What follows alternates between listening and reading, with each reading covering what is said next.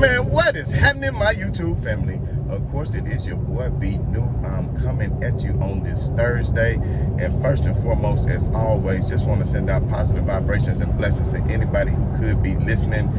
With that being said, we all know that the Los Angeles Lakers were in action last night, in the last night of their homestand before they head out on this Grammy road trip for the next 9 days to the East Coast for the road trip. And they were taking on the Indiana Pacers last night at the Crypto.com arena. And I said that this should be a game on yesterday's show, a game that the Lakers should easily go out and win. They had already beat Indiana earlier this year. We knew Miles Turner was injured and was not going to be playing. That meant that the Lakers could go big if they wanted to with Dwight Howard, because Dwight Howard is still bigger than Sabonis. Even though Sabonis could stretch the floor a little bit, the Lakers could also choose to go small and use LeBron James and, of course, Stanley Johnson, because if Stanley Johnson could body up against Rudy Gobert, then he damn sure can body up against Sabonis. But that ended up not being the case. And the thing about this is, on yesterday's show, we talked about should the Lakers fire Frank Vogel. And losing last night's game could have been the best damn thing that happened to the Lakers, because hopefully now they can finally see the light that Frank Vogel as just simply cannot coach. And then you listen to all the talking heads around, oh, the Lakers, they didn't give the same effort as they gave against Utah. Yeah, they did. The Lakers was closing out on the ball. They were playing good defense. They were rotating. They were rotating where they needed to rotate. They was fighting through pick and rolls. Austin Reeves took like 3 or 4 charges.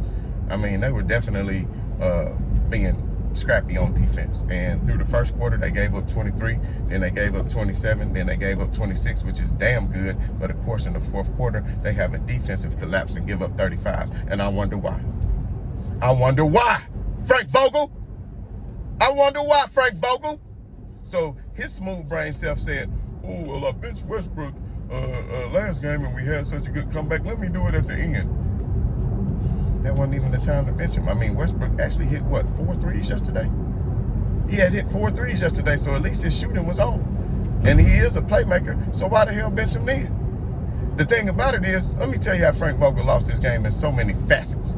First and foremost, you tried out this old-ass lineup. First, you got a 37-year-old LeBron James, a 38-year-old Carmelo, Carmelo didn't start, 37-year-old, whatever he is, Dwight Howard, a 33 or 34-year-old Russell Westbrook, a 36-year-old Trevor Ariza, and then a 31-year-old Avery Bradley. So you didn't have not one person in their 20s on the floor last night, starting. And as a result, you can see that the game was close the whole first quarter. The only quarter that you actually really won was the first quarter, and that was because when the bench came in halfway through. And even when LeBron went to the bench for his break and Russ was in there with the bench, you built up a lead, 10 points. And I was like, okay, maybe he finally got it. He can stagger LeBron and stagger Westbrook with these bench players and these young guns, and they can easily get the job done. And of course, then when Westbrook went to the bench, you brought back in LeBron with the bench. You still had a 14, 15-point lead, steadily building onto your lead. You understand me?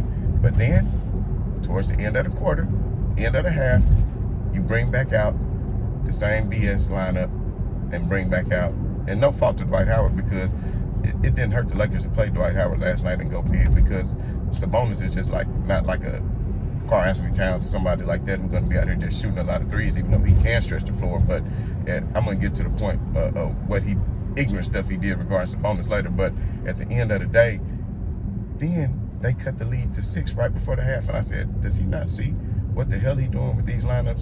And then I started thinking, well, at least in the second half, since he coaching for his damn job, at least in the second half, he won't come out with such a BS lineup, and he'll actually come out with a real lineup.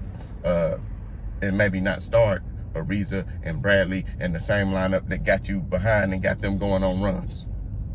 But of course, he comes back out with that same lineup of Westbrook, Dwight Howard, LeBron, Ariza, and Bradley. And what happens? The team immediately goes on a run. Next thing you know, the Lakers can barely keep a lead. It kind of goes back and forth. Then he went back to the bench players, and that's really what kept the Lakers in it without actually barely losing that quarter. They did lose that quarter 26-24, but that was due in part to the way they started off with that dumbass lineup. And then comes the fourth quarter when the Lakers just let LeVert start going ham. Basically, LeVert outscored the whole Lakers team by himself in the fourth quarter. This man had 24 points himself in the fourth quarter. The Lakers had 24 points in the fourth quarter. So what does that let you know? What does that let you know? Where was the defensive effort? The effort was there, but the lineups and the matchups that Frank Vogel picked was not there. Because why come in the fourth quarter when you need defense and you need stops? The Lakers weren't having that much problem scoring. And Melo missed like 3 open threes that he was set up for, and you still putting him in the game. And when I saw him trot over to the bench with like the 4 or 5 minute mark left, I said, oh, hell no. Why is he about to put in Melo? He need to be putting in Stanley Johnson. Didn't Stanley Johnson just win you a game the other day? But Stanley Johnson, you only give him 14 or 15 minutes. You only give him 14 or 15 minutes through the whole game. Then THT finally showing the promise that he's supposed to be playing with, hitting open threes, hitting fadeaway jumpers, getting to the cup, finishing at the basket. And then you only play him 24 of 25 minutes. Now, these the young guns, and I know they bench players, but can you not see what the plus minus is? Can you not see that they're the ones that's putting forth the energy? They're the ones that's making shots. Austin Reeves the ones that's taking charges, playing good defense, and not afraid to hit down the open shot. But yet you still trot back out there Avery Bradley, who is so inconsistent on shooting that it's just ridiculous. I mean, he does play good defense, but let him play good defense off the bench, because Austin Reeves can do that. And then Malik Monk, let him get going. You didn't give him a chance to get going yesterday either. You barely played him enough minutes. So I'm just keep trying to figure out how LeBron can play damn 38 minutes, being old as he is, but then these young guns only playing 25 and 26 minutes. When THT was on fire, THT should have had 30-something minutes. THT at some point was in the starting lineup. What? THT, okay, maybe don't need to be in the starting lineup with Westbrook because that's 3 ball-dominant players. But at the end of the day, you got to know how to stagger the minutes. And THT can actually play with Westbrook with LeBron, but not just, not with all 3 of them. When it's just Westbrook and THT, that lineup has showed promise. When LeBron's not on the floor, it's too many different lineups that he could use that could be successful, but yet he doesn't use. And that's why the hell he should be fired, because ain't no way in the hell the Lakers are ever going to advance in the playoffs with this dumbass as the coach. AD or no AD. Because he simply does not know how to do rotations. He doesn't know how to do rotations. Damn. Why are you playing Trevor Ariza? And to his credit, Trevor Ariza only played 15 minutes. Trevor Ariza don't need to play any minutes. You bring him in as a last resort. I know you thought he had promise and was going to do this and do that, but it's not the case. His lateral movement is not what it used to be. Young players going to blow by him every time. He doesn't have the lateral movement that he used to have. That's the first thing to go when you get up in age. He simply does not have that. And then if he's not going to hit open threes, then what's the purpose of having him on the floor? That man scored 0 last night. Avery Bradley had, what, 3 points last night? Dwight Howard had, what, 2 points, 4 points last night, or something like that. So you mean to tell me out of your whole starting lineup, only, what, Westbrook had, what, 12 or 14, and then LeBron had 30, and they're the only ones that can get you points? So why are you not starting some of your young guns? I don't give a damn if he is a rookie. Sometimes you got to do what you got to do. This is about saving your job and saving the Lakers. This is not about no damn feelings. You know what the starting lineup should be? And then you barely giving LeBron and Monk a chance to be on the floor together. You see the oops and the chemistry that they have? The Lakers had so many oops last night, it was like Lob City Part 2. But they was all in vain because you got a dumbass coach who know he needed defense at the end of the game, especially the Lakers cut it to 4 or 5 points. You need defensive stops. The problem wasn't on the offensive end, but you bring in a Carmelo Anthony to guard Sabonis. He cannot guard Sabonis? Why do you not have Stanley Johnson in the game?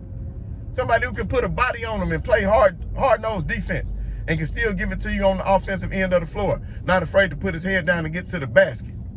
But you bring in Carmelo. Like, is this what your brain really think was going to win you a game? Man, please get him out of here. Please get him out of here and bring in a coach. And people, I'm so tired of people saying, well, Frank Vogel did good. His defense was good. He just don't have the personnel anymore. Mother, he got the personnel. He's just not using the personnel correct. Stop taking this geriatric ass Social Security ass team in your starting lineup. average starting lineup plays last night, 35 years old. What the hell is all that about? What is all that about? I'm sorry, y'all. I'm coming down with a cold, man. All this yelling. But at the end of the day, I'm saying, what is all that about? You got young players in their 20s that's proving they can play. It's not like they some pups and they still got Simlac on their breath. Malik Monk has proved he's a proven scorer in this league. THT, he can score. He stepped up his defensive game as well. Austin Reeves, he can score. He stepped up his defensive game as well. If you want to play small like the Lakers want to do, then why in the hell are you not sitting up here? You got Carmelo Anthony at the end of the game, and then you bench Westbrook at the end, and then you're answering the press conference, well, I put in the players who I thought we could win. So that's like a slap in the face to Westbrook. Wait till when he hear that. That's really going to mess up the chemistry. You got to watch the things you say, and you didn't really go into detail about how that was going to help you win the game. Russell Westbrook was not a detriment last night. He had a couple of turnovers, but he wasn't just turning it over, and he actually had a shot last night to where he was hitting threes last night. So why not let him play? You put him in at the end of the Utah game, did you not? Man, I don't have time for this, y'all. I got some things going on, you know. Y'all wish me positive vibrations for my son. Hopefully this is the last court date we got, and he can get through this. They gave him a pretty raw offer last time that we not willing to accept. Lord knows he don't need to be locked up for this long time. So just send positive prayers and vibrations my way. I'm about to follow up in here and see what's going on. So I got a lot on my mind, trying to stay calm, man. But I appreciate all the prayers and the positive vibrations from everybody. It is much love to everybody. And I may come back because I'm really not finished with all I want to say this morning. I got so much more on my chest to get off. But at the end of the day, the video on yesterday talking about Frank Vogel, yes, get him out of there. Get him out of there. He made some good decisions the other night, but that's rare. Like I said, rare. So get his ass the hell out of here. And as always, right on to the real. Much love to these haters. I'm out.